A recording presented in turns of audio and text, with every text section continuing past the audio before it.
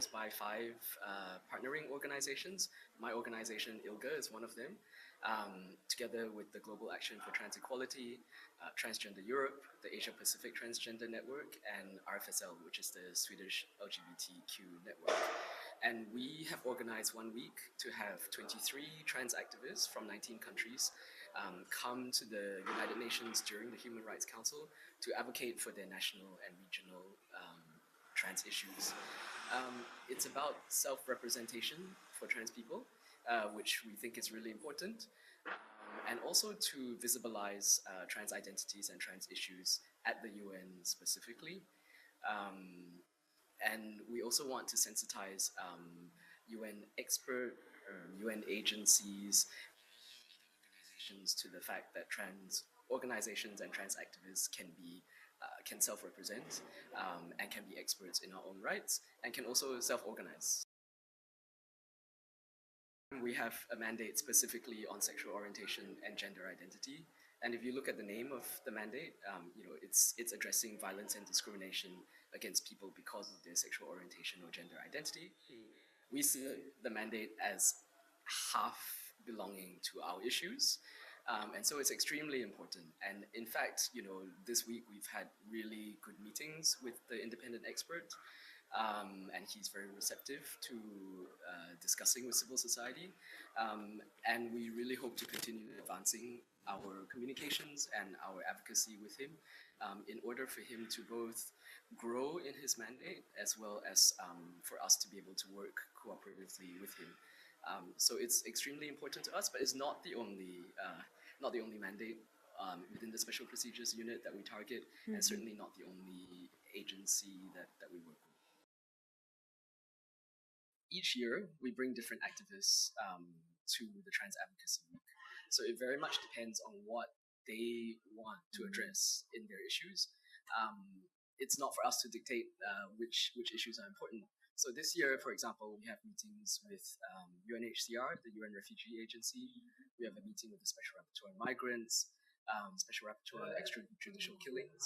The ILO, the International Labour Organization, also wants to meet us because they're doing work. So it's a combination. People bring issues to the table, as well as organizations, even agencies realize that we're coming, and they are already starting to develop an interest in focusing on gender identity issues, and they look to us for input and expertise and advice on their work. We had 3 public events. One was actually on gender mainstreaming at the UN, which is something that is really important, I think, across a lot of trans communities in the world, which is basically when the UN and when other bodies use the word gender, it's often thought of as just relating to women and girls, so cis women and girls. So for our communities, it's really important to expand the understanding of gender and expand the concepts of gender, so that when policy documents, when programs, when country level work is happening, that we are able to be included in that work and to also engage and utilize with these programs and with these policies. Because there's a lot of good work out there about gender already, and a lot of trans communities feel that gender also includes gender identity. So we've had that event, which was participated by people from our group. Then we had a side event on the Yogyakarta Principles yesterday, which is basically a document that interprets existing international human rights law as it applies to sexual orientation, gender identity and expression, and sex characteristics issues. And then we partnered with the UN Research Institute for Social Development on a panel that was quite broad, but it was basically about where are trans rights today. I think it varies from country to country and region to region. For example, in a lot of global north countries, people are fighting for legal gender recognition issues, which is important because your identity documents affect a lot of your associated rights. But in many regions of the world, in order to achieve that legal gender marker or name change on your document is never, it's an impossibility in the near future. And so the issues are much more fundamental. It's about access to healthcare. It's about safety from discrimination and safety from violence. So I really feel like it varies, but what I really enjoy about this week, and I hope that the participants get from this week as well, is that when we meet together and we work collectively together, we can see how actually the themes do run through a lot of the different global north, global south, and different regions, and to get ideas about different ways to work on issues that cut across all our communities. So the panel yesterday on the Jakarta principles, it was really obvious because the panel came from like the Pacific, from North America, from Western Europe, and also a European organization, and and just to see how actually when you look at, for example, the issue of poverty, affects trans people everywhere. The issue of access to education and access to sustainable employment affects trans people everywhere. It's just expressed slightly differently, but in the end, it really comes down to the same sort of fundamental cross-cutting issues. I think maybe to recognize and to remember that trans people are also feminists. You know, we come from feminist backgrounds. We have worked in feminist movements, and are deeply invested in the principles of feminism, and also that we fight for the same cause, which is that, whether it's about issues or racial justice or sexual and reproductive health and rights, it affects all of us. So I think we come from the same mindset, which is that patriarchal systems of gender oppress all of us but in slightly different ways. And I think also in this current climate, I think we also need to realize that the people who oppose us actually oppose all of us collectively.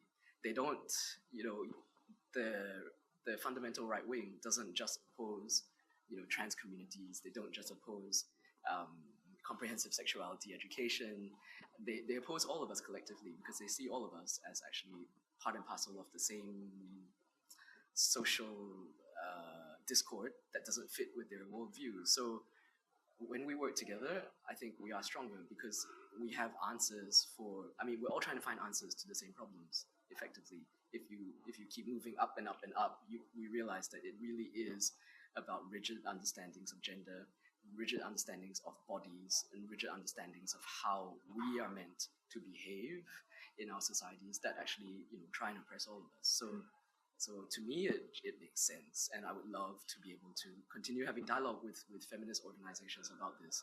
And I think also for feminist organizations to realize that, please, be conscious of including us, not just trans women or trans feminine people, but non-binary people, trans men. Like, we're all part of this movement together, and we all want to participate collectively with feminist movements in different spaces. So it would be really great for us to continue. I really like it working with feminist groups and feminist activists where, the voice of each individual is valued, and we come to collective decisions together by listening to everyone's voices. I think to keep that as a minimum as well is a way that, like in trans movements, that, I feel like we also like to operate that way.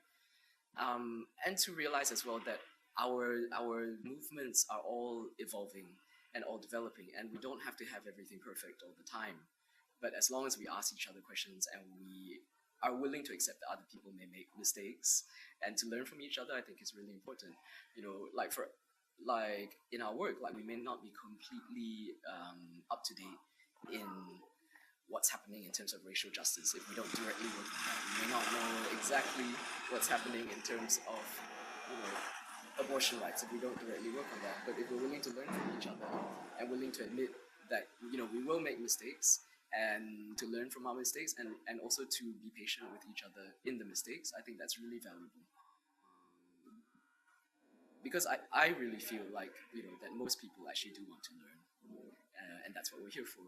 We had a meeting yesterday with the Special Rapporteur on the rights of people with disabilities, and she was fantastic to talk to, but she also said, I realize that I'm going to make mistakes about trans issues, so please forgive me. And I only know this because people make so many horrible mistakes when they talk about disabilities issues. And so I realized that as someone who experiences this, please accept my apology first as I engage with your movement, but please teach me as well. So I think like for me, this was coming from a voice of wisdom, and it was a really good message for me to remember as well.